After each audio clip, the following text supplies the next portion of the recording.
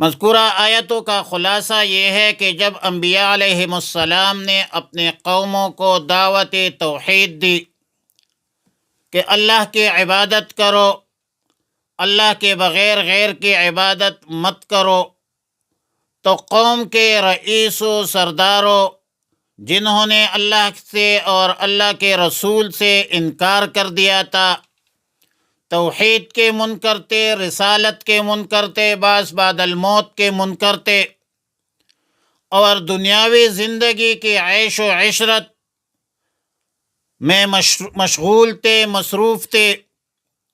تو یہ بدبخت مشرکین منکرین کہنے لگے کہ ما ھذا الا بشر مثلکم، کہ یہ جو تمہیں دعوت توحید دیتا ہے، دعوت رسالت دیتا ہے، بعض بعد الموت کی فکر دیتا ہے،